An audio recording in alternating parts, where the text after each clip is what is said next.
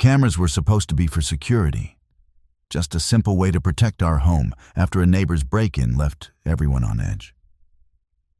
But as I sat there, watching my wife on the monitor, a thought crossed my mind. What if I just kept watching? I never told her the cameras were live. And in that moment, I traded my peace of mind for a front row seat to my own life imploding. What I saw wasn't just a betrayal. It was the beginning of a legal nightmare I never knew was possible. It started innocently enough. I'd check the feeds when I was away on business. At first, it was just life. Her making coffee, watching TV, talking on the phone with her sister. It was mundane. It was normal. And in a weird way, it was comforting. But that comfort quickly curdled into obsession. That little window into her world became a rabbit hole. I wasn't just checking for intruders anymore. I was checking on. The unease began with small things. A phone call where she'd walk into the garden, just out of the living room camera's audio range.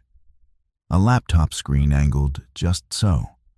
My mind started filling in the blanks, and it never filled them with anything good.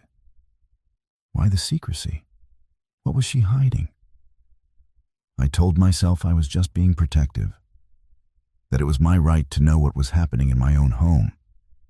This became my mantra, the lullaby I used to soothe my conscience as I sank deeper.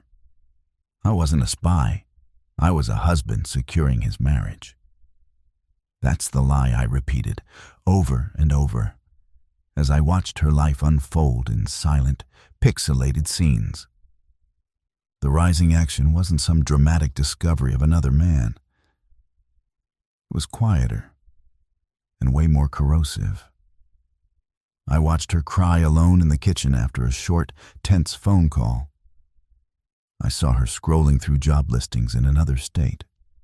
I saw her meeting a friend for lunch, a friend I'd never met, and watched them talk for 2 hours, their faces serious and sad. I was watching the evidence of her unhappiness, but my paranoia twisted it into a story of deception. My surveillance, which I thought was a tool to find a problem, was stopping me from seeing the real one. Our marriage was already broken, and I was just sitting there, cataloging the cracks instead of trying to fix them. The climax wasn't a dramatic confrontation where I laid out my evidence. It was a stupid, trivial argument. On a Tuesday night, we were fighting about money, a common stressor for us.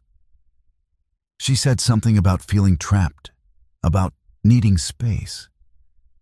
And in a moment of pure, idiotic rage, the words just tumbled out of my mouth. Trapped? You feel trapped? I know you've been looking at jobs in Oregon. I saw you. And I know about your new friend you had lunch with last week. So don't you dare talk to me about feeling trapped. The silence that followed was absolute. It was heavier than any argument, louder than any shout. I saw the color drain from her face. Her expression wasn't guilt. It wasn't the look of someone caught in a lie. It was a mix of horror, violation, and disgust. She just stared at me, and her voice, when it finally came, was barely a whisper. You've been watching me?" I didn't have to answer. The truth was a physical thing in the room, ugly and undeniable. I hadn't found proof of her betrayal. I had just and irrevocably proven my own. And that's when my personal drama became a legal disaster. My wife didn't just pack a bag. She called the police, and then she called a lawyer. The illusion that I was in control, that I was holding all the cards, evaporated instantly. I learned very quickly that your home isn't a castle where you're the king, free to record your family however you please. Being married doesn't erase a person's fundamental right to privacy. And the law takes that right very, very seriously. First, let's talk about the reasonable expectation of privacy. Legally, this is the whole ballgame. While it's generally legal to have a security camera in your own living room, the law draws a thick, bright line at certain private spaces. We're talking about bathrooms and, yes, often bedrooms. Placing a hidden camera in a bathroom where someone has a clear expectation of privacy is illegal. Bedrooms are also tricky. While you can record video in your own bedroom for security, state laws and the circumstances matter a lot. My decision to have cameras that captured *audio*, as well as video in our bedroom, wasn't just a breach of trust. It was a potential criminal act. Now you might think, but it's my house. The law, however, is built on the idea of consent, especially for audio. In the U.S., recording laws are either one-party consent or all-party consent. Federal law and many states operate on one-party consent, meaning if you're part of a conversation, you can legally record it. But several states, like California, Florida, and Pennsylvania, are all-party consent states.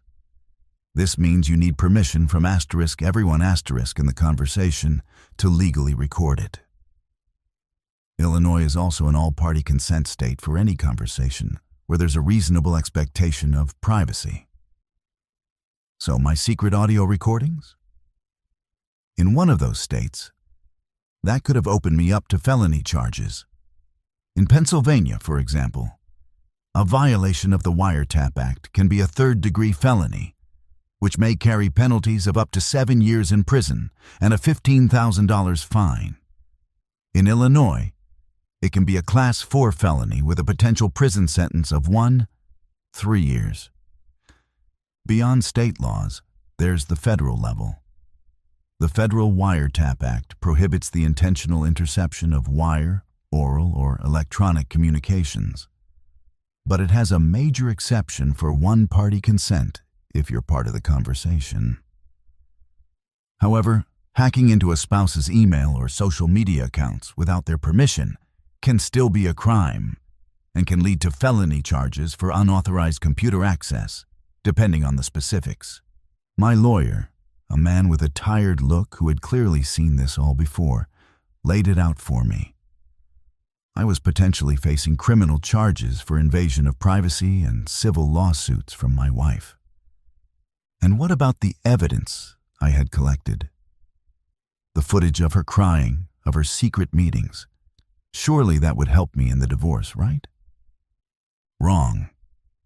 In a perfect, ironic twist, illegally obtained recordings are often inadmissible in court. While some states might allow a judge to consider it under very specific circumstances, like to impeach testimony or in matters of a child's welfare, it's not a guarantee. A family court judge is more likely to see secret surveillance, not as the work of a concerned husband, but as a form of harassment, control, and abuse. Instead of helping my case, my actions would almost certainly hurt it. Any judge overseeing custody would look at my behavior and seriously question my judgment and character. Presenting that footage doesn't make you look like a victim.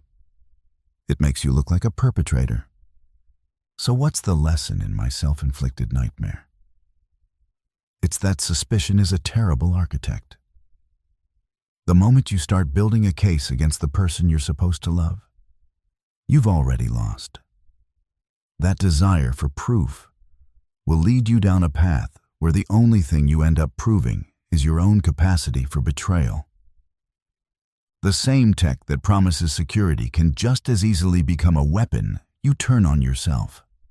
Teddy bear cams and tiny recording devices are cheap and everywhere, but the real cost of using them can be astronomical. It can cost you your marriage, your reputation, your freedom, and a fortune in legal fees.